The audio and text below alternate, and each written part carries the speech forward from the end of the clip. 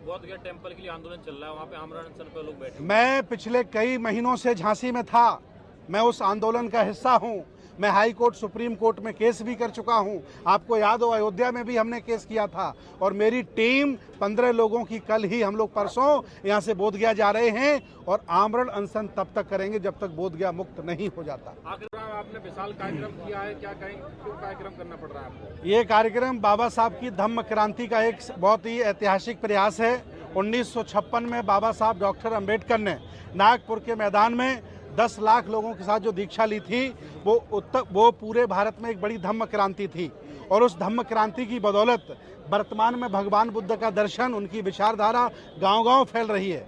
और हम सभी बौद्ध भिक्षुओं का, सभी समान विचारधारा के संगठनों का, सभी लोगों का सामूहिक प्रयास है कि हम लोग इस धम्म क्रांति को आगे बढ़ाएं और उसके लिए हम प्रयास कर रहे हैं। हमने संकल्प लिया है, लगभग 15-20 संगठन हैं, उन्होंने संकल्प लिया है कि हम लोग पूरे भारत में 100 बौद्ध सम्मेलन करेंगे।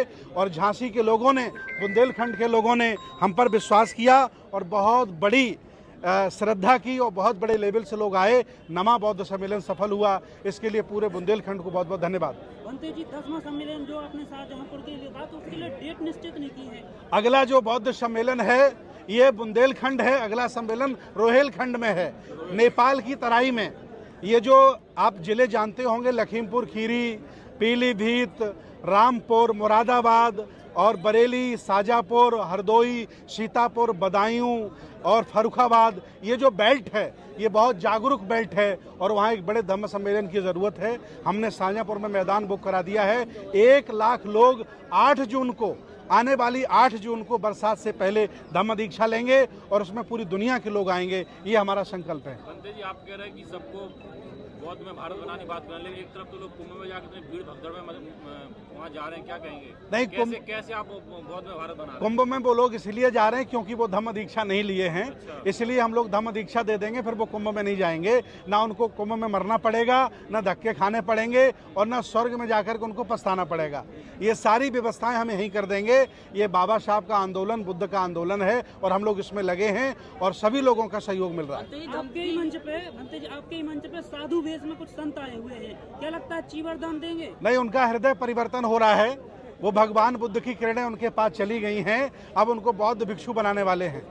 धमकी भरा समय है, किसी को भी धमकी दे दी जाती है जब बौद्ध में बनाने की बात करी। जो सर पर कफन बांध लेते हैं वो धमकियों से नहीं डरा करते।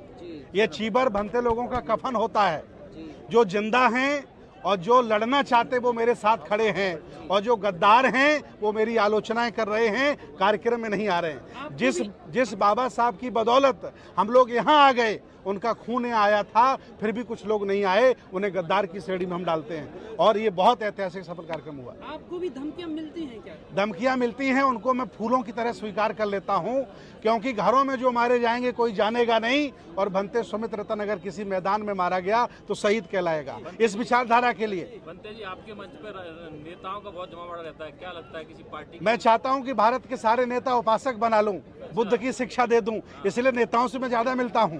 नेता बदल जाएगा तो नेता के शिष्य बदल जाएंगे और मैं ये प्रयास सफल कर रहा हूं और बहुत तेजी से चल रहा है। झांसी का सम्मेलन इतना भव्य हुआ है, झांसी के लोगों के लिए क्या कहेंगे? झांसी के लोग जिंदा दिल हैं, झांसी के लोग बहुत सुंदर हैं और बहुत बढ़िया लोग यहाँ के हैं। यहाँ की मिट्टी बहुत अच्छी है, यहाँ का पानी बहुत अच्छा है। यहाँ के लोगों ने बाबा साहब की धम्म क्रांति को अपने हाथ में संभाला और हमारे नेतृत्व में उन्होंने भरोसा जताया। धन्यवाद।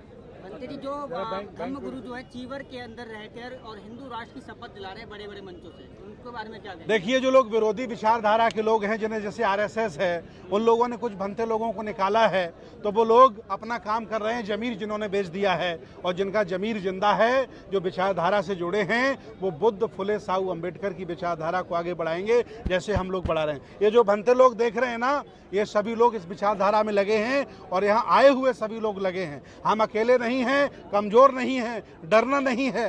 बाबा अकेले लड़ते रहे, ज्योतिबा राव फुले अकेले लड़ते रहे, ललन सिंह यादव अकेले लड़ते रहे, मान्यवर साहब ने अकेले लड़ाई लड़ी, तो हम लोग डरने वाले नहीं हैं। भंते जी, बड़ा सवाल है कि कुछ बहुत भंते बुद्ध विहारों तक ही सीमित रहते हैं, समाज तक भी नहीं पहुंच पाते, कुछ कहेंगे क्या? उनके लिए मेरा यही संदेश है कि भगवान बुद्ध ने कहा, चरख भिक्षवे चारिकंग, बहुजन हिताय बहुजन सुखाय लोकानुकंपाय।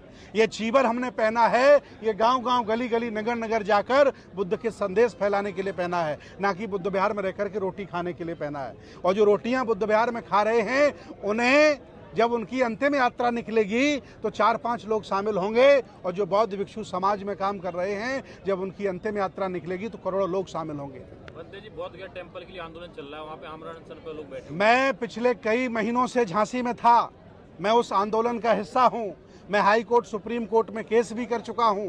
आपको याद हो, अयोध्या में भी हमने केस किया था। और मेरी टीम 15 लोगों की, कल ही हम लोग परसों यहाँ से बोधगया जा रहे हैं, और आमरण अनशन तब तक करेंगे जब तक बोधगया मुक्त नहीं हो जाता। आखिर बंदे जी, क्या वजह बौद्ध में भारत जो बुद्धों का देश है, उसी में कुछ दूसरे लोग कब्जा करे बैठे? वजह कोई नहीं, दूसरे लोग नहीं हैं। अच्छा। मेरे ही नालायकी कर रहे हैं, जो उनकी विचारधारा से गुलामी स्वीकार करके उनके साथ खड़े हैं। ये 100 करोड़ भारतीय लोगों का देश है।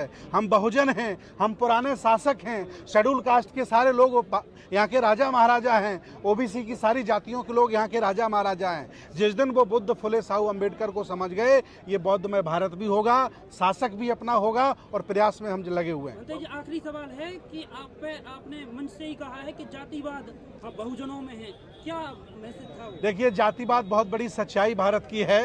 दुख मुझे होता है वो जाति का गर्व करें जिन्हें ऊंचा स्थान मिला है तो बात जमती है, लेकिन जिन्हें नीचा स्थान मिला है वो भी गर्व करते हैं, तो ये प्रच्छन्न ब्राह्मणवाद है। इसलिए ये बाबा साहब के आंदोलन के खिलाफ है, महापुरुषों के आंदोलन के खिलाफ है। जातिवाद स्थापित करके, उसकी चर्चा करके हम बहुजनों का भारत और सम्राटों का भारत नहीं बना सकते। बंदे जी, कई लोगों ने चीवर ग्रहण किया, जैसे आपने किया है, लेकिन बहुत सारे बनते बहुत मठों तक किए, लेकिन आपकी तरह बहुत ही कम लोग निकलते। क्या वजह मानते हैं कि आपके जैसे कुछ ही लोग निकलते? देखिए, मेरी परवरिश, मेरी शिक्षा, मेरी संगति का बहुत बड़ा हिस्सा होता है। ये जो लड़ने का जो जज्बा है ना, ये आदमी को घर परिवार से मिलता है। ये लड़ने का जज्बा संगति से मिलता है। मैं दुनिया के बड़े बड़े लोगों की संगति करता हूँ, दुनिया की विदेश यात्राएं करता हूँ। मैंने महापुरुषों का आंदोलन पढ़ा है। मैं दावे के साथ कह रहा हूँ कि महापुरुषों का आंदोलन आप मुर्दा आदमी को पढ़ा दीजिए, वो भी जिंदा हो जाएगा।